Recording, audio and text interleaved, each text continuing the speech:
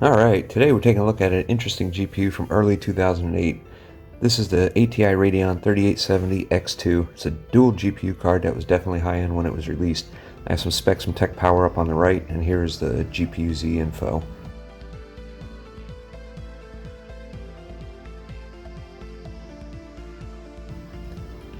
While not filthy, there's still some dust to clean out, and the thermal paste definitely needs to be replaced. I'm certain this card hasn't been disassembled at all in the past 11 years. There's quite a few screws holding everything together, more so since this card has a decent backplate on it, complete with thermal pads for the VRAM.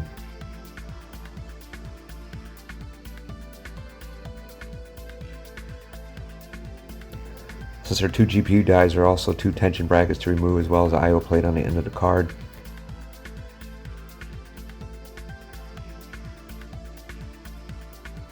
And after a few more screws, the top cover can be separated from the PCB where you can clearly see the two dies.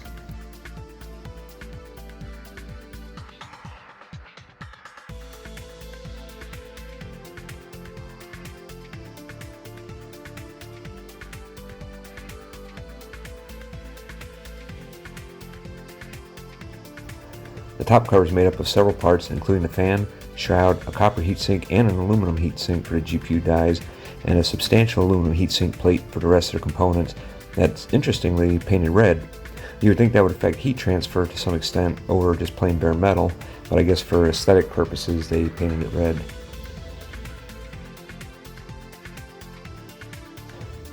And once we get that apart, everything gets a good cleaning, get some fresh thermal paste on the GPU dies, and then we reverse the process we just did to put it all back together. This GPU runs pretty hot with the stock fan curve, and with the stock fan curve it's not that loud, but I used a custom fan curve. I applied it using MSI Afterburner, so it's pretty loud, but it keeps the temperatures nice and cool. Through all the testing, it never got up above the mid-60s.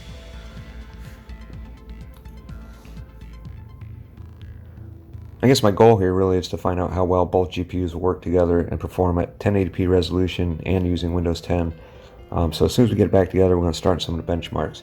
Now the benchmark footage I have here is captured on a different PC. I captured this on my Ryzen PC with an RX 580 because no matter how hard I tried to capture game footage on this computer, and it was just it just took way too big of a hit in performance, and it showed in the captures. I mean, the captures came out horrible as well, and I don't have an external card, so I just wanted to give you guys an idea of the parts of the games that I benchmarked to get these numbers.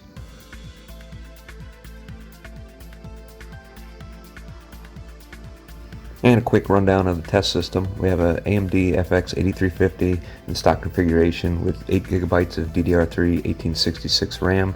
CPU, Northbridge, and HT-Link are both set to 2600. And with this setup, I figure we can truly see what this GPU can do without a bottleneck anywhere else in the system.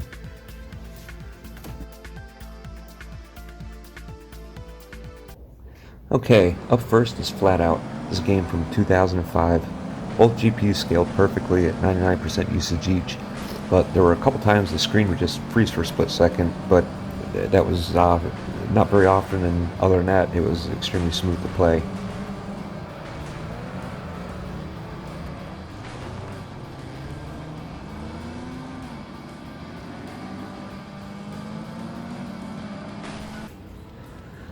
Going right into Flat Out 2 from 2006, again, both GPUs scaled perfectly, and there was no stutters this time. Gameplay was much smoother.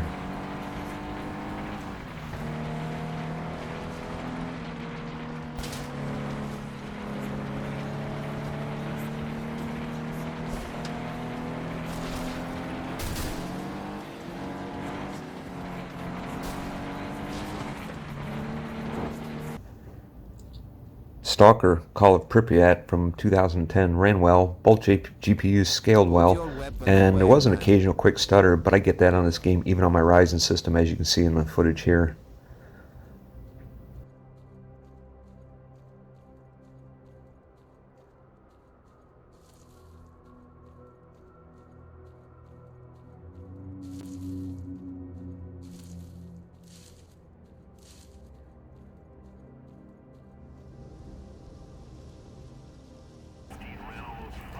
Fear 2 from 2010 also ran well on both GPUs, staying near 60 FPS the whole time. The lows here are from stutter that always occurs when a game auto-saves, or if you get a lot of stuff popping up on screen like communications from other NPCs and whatnot.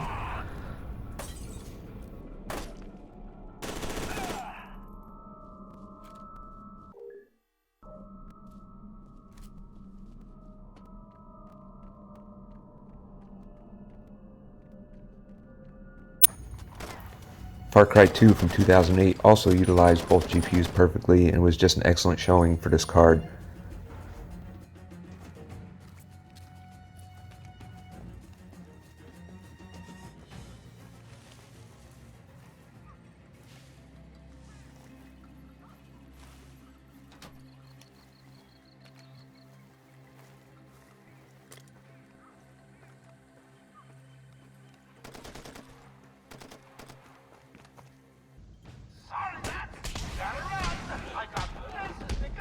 Batman Arkham Asylum from 2009 played very well, staying right around 60 FPS despite only utilizing about 50% of each GPU.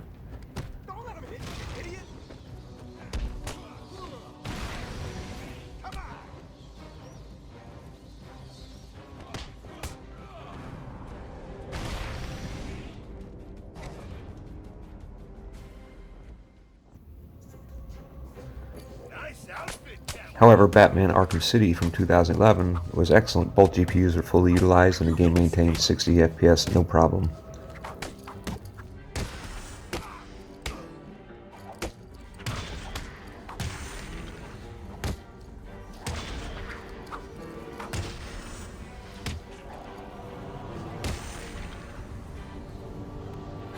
Now that they're all taken care of, it's time to get what I came for out of that safe.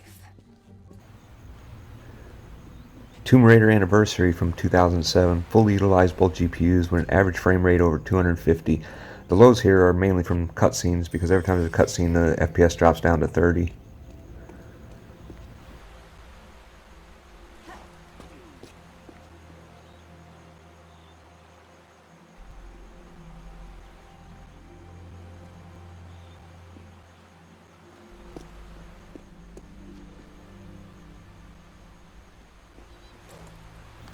Tomb Raider Legend from 2006, both GPUs scaled well, maintained over 100 FPS with the exception, once again, of the cutscenes.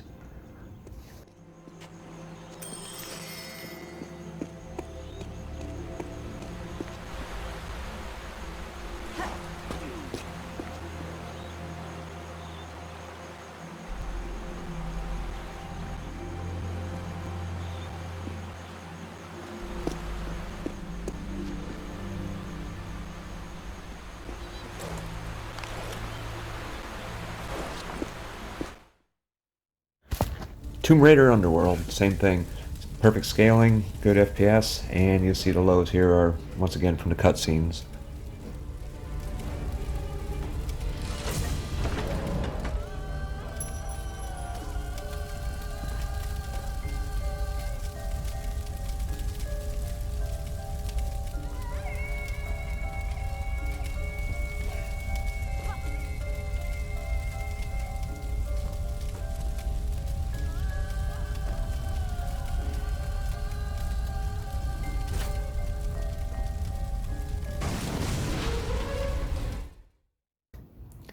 And finally we get to Crysis. Released in 2007, this game was probably one of the main reasons you would have bought a GPU like this.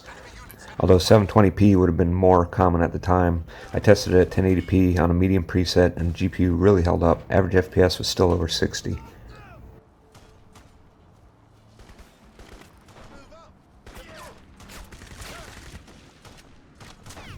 I also ran a few synthetic benchmarks and overall that didn't really go too well. Unigine Tropics would flicker a few times to a black screen and then it would just stay on a black screen and freeze the entire PC. You had to shut it down to get it to clear.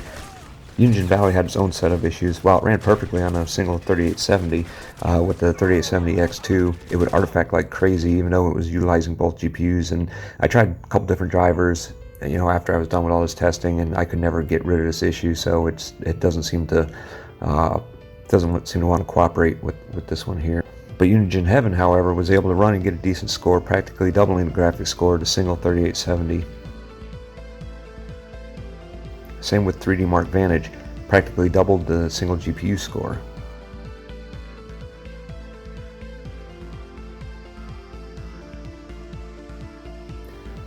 The Resident Evil 6 benchmark saw decent scaling, and considering it's a pretty demanding benchmark, I think this GPU did pretty well. Multiple GPUs tend to scale quite well when you run synthetic benchmarks when they actually work. Games are usually more problematic, and although we had decent performance on the games shown previously, there's also a fair share of failures. Although I'm sure it will crossfire well on many other games and fail on many others, I'm limited to the games that I personally own. Surprisingly, 2013's Tomb Raider would only crash on start. I'm not sure what the issue is, whether it's drivers, Windows 10, combination of both, but I had the exact same issue with the original Fear. I just could not get it to load. The other games I could not get Crossfire to work on are on this list right here. So I guess in conclusion, this GPU, along with any other of the dual GPU cards out there, when they work incredibly well. When they don't work, they're pretty much an utter failure. In some cases, I mean, in other cases, that only one GPU will work, and then it's the same as having just a single card. But I still appreciate the innovation of these cards. I mean, I think they're a really cool thing. They become sort of a novelty. I mean, I don't think you'll ever see another dual GPU.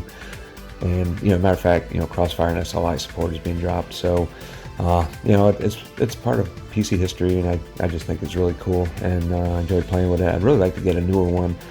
One that supports DX11 and try out some newer games on it and see how it does.